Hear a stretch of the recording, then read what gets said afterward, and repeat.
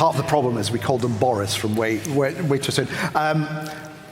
When he became Prime Minister, he instantly sacked anyone who disagreed with him, specifically on Brexit. Not just pushed them out of the cabinet, but pushed them out of the party.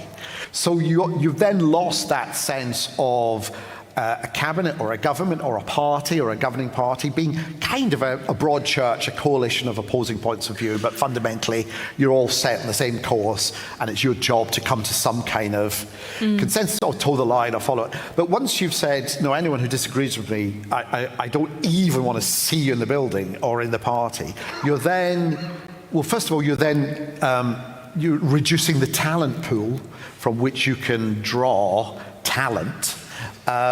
So that became a problem.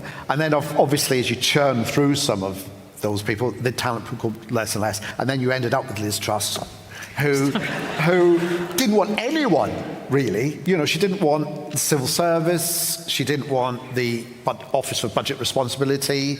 She didn't, you know, she just wanted herself and possibly Kwasi Kwarteng to be doing everything. So the talent pool, and I'm still clinging on to that word talent, but in this case, precariously, the talent pool is tiny, and it's about that. It's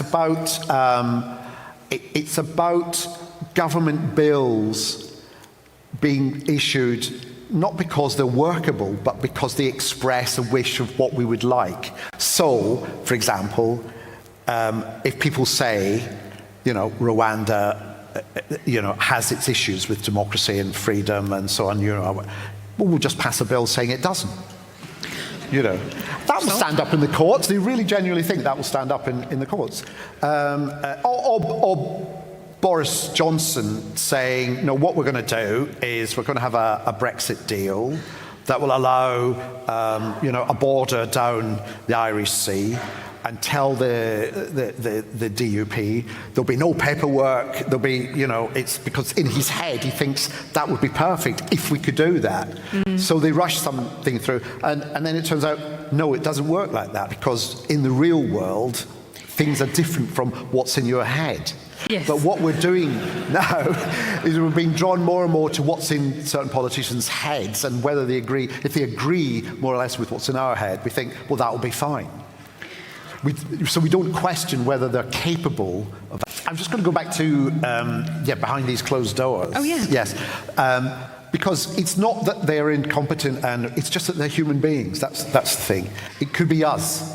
And if you think how you get on a day-by-day basis, it's not pretty, is it? It's compromises. Is am I doing a good job? Somebody told me that when Kissinger was appointed by Nixon, he spent the first month going around going, am I doing a good job? Does he like me? Am I any good? And that's Kissinger.